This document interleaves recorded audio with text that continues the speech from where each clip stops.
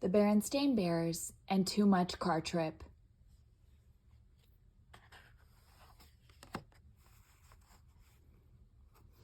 Never take cubs on long drives is a pretty good tip, but there may come a time when it's all worth the trip.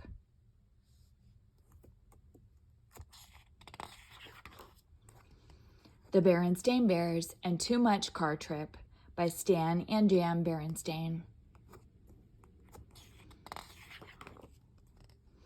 It was just about vacation time for the Bear family.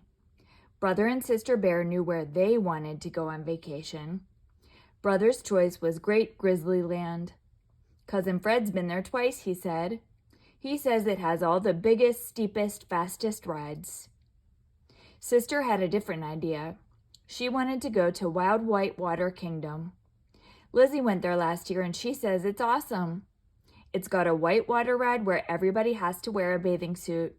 It's got a pool that makes a huge wave, a corkscrew water slide, and...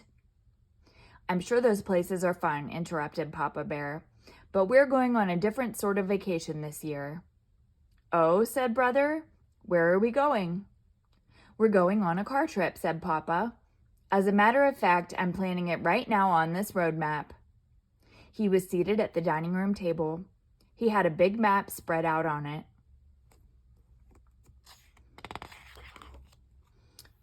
A car trip, said the cubs. That's what the cubs said, but that's not what they were thinking. What they were thinking was, oh no, not a car trip, not a long, boring car trip. A car trip to where? Asked Brother. Your mother and I have decided that it's time for you two to see more of the country, said Papa. Sister was puzzled. What country is that? She asked. Papa looked up from the map. Why, Bear Country, of course, he said. What kind of vacation is that? Asked Brother. We can see Bear Country any old time. Yeah, said Sister. We can just look out the window. Besides, said Brother, what's there to see?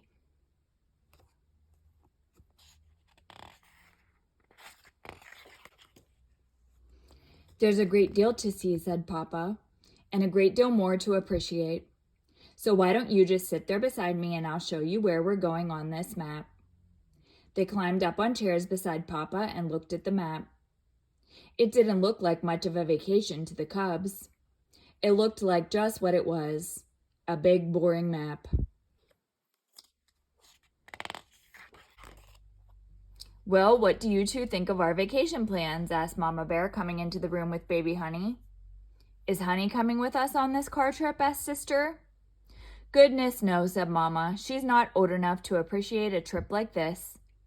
I've arranged for Honey to stay with Gramps and Gran while we're away. Lucky Honey, thought the cubs. She gets to have fun with Gramps and Gran while we have to go on a long, boring car trip. You know, said Brother, baby Honey is a lot of work. Why don't we stay and help Gramps and Gran while you two go on the car trip? Mama and Papa didn't think that was such a good idea.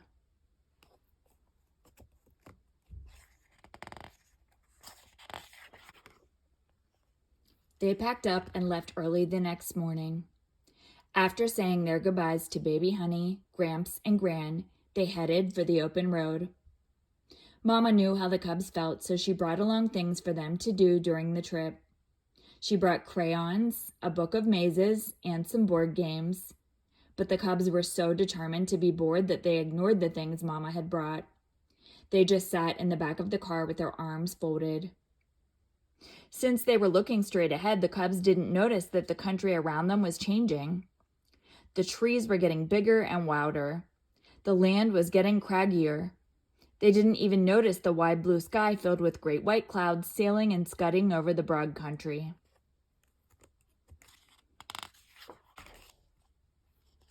But there was something they did notice, a distant roaring sound. It's hard to stay bored when there's a distant roaring sound that's getting louder and louder.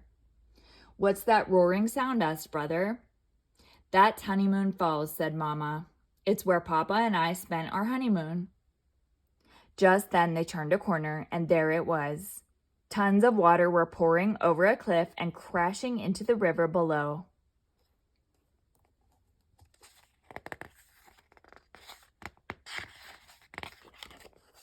Brother and sister forgot all about being bored and said, "Wow!" They parked the car and went to Honeymoon Point overlooking the falls. They had to rent slickers to keep from getting drenched. "I bet they don't have anything like this at Wild Whitewater Kingdom," shouted sister over the roar. "There's something I don't quite understand, Mama," she added as they headed back to the car. "If you were here on your honeymoon, how come I don't remember it?" Mama and Papa just looked at each other as Brother whispered, "We weren't even born yet, silly."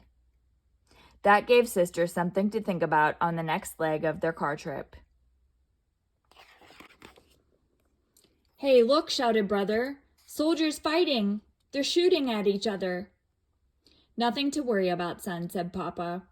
"They're just shooting blanks. They're reenactors." "Huh? What's reenactors?" asked Brother. "They're folks that act out important things that happened a long time ago." "What are they reenacting?" asked sister. Papa looked at the map. I'd say it's the Battle of Beetle Creek. See that stream? That's Beetle Creek." "Who was doing the fighting?" asked Brother. "Folks just like us," said Papa. "What were they fighting about?" asked sister. "You know, countries don't just happen," said Papa.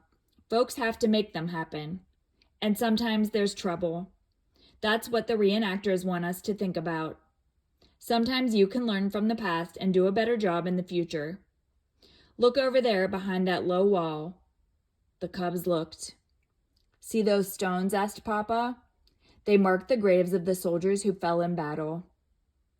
Brother started to say, "Wow," but nothing came out. Sister took hold of Mama's hand and leaned against her. Back on the road, they went uphill for a long time. They passed a sign that said, "Elevation, 7,610 feet. "What's that sign mean?" asked Brother. "We're in the Great Grizzly Mountains, and that's how high we are," said Mama. That's when they turned a corner and found themselves looking down the steepest, narrowest, windingest road they had ever seen. The wind rushed past as they plunged down the mountain. "Whew," said Brother when they got to the bottom. "I bet they don't have anything like that at Great Grizzly Land." "That's a pretty safe bet," said Papa. They passed a sign that said, "Now entering Bear Country National Park, home of Mount Grismore." "What's a national park, Mama?" asked sister. "It's a park that belongs to the whole country," said Mama. "What's Mount Grismore?" asked Brother. "It's a very special mountain," said Papa. "What's special about it?" asked sister. "You'll see in a minute, dear," said Mama. Mount Grismore came into view as they came out of a clump of trees. And it really was special. It had 3 enormous faces carved in its side. "Who are they?" asked Brother from the observation area. "They're some of the great heroes of Bear Country history," said Papa. "Their faces are carved in the mountain so we won't forget them." Brother and sister looked up at the great faces.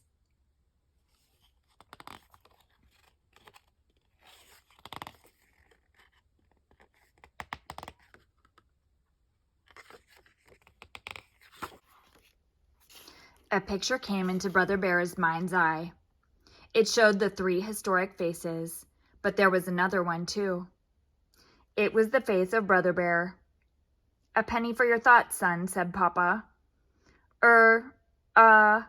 I was just thinking how this trip is a lot different from what I expected," he said.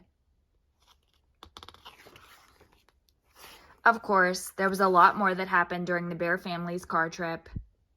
There were spilled drinks, bathroom stops, lots, sticky lollipops, souvenir stops, motel stops, and all the other things that usually go with car trips. But that's not what the cubs remembered.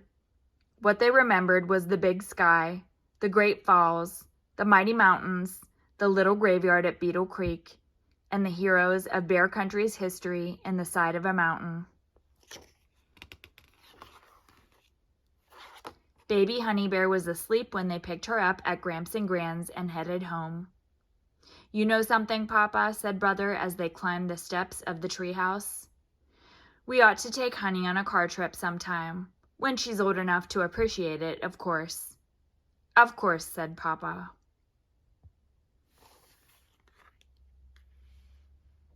The end.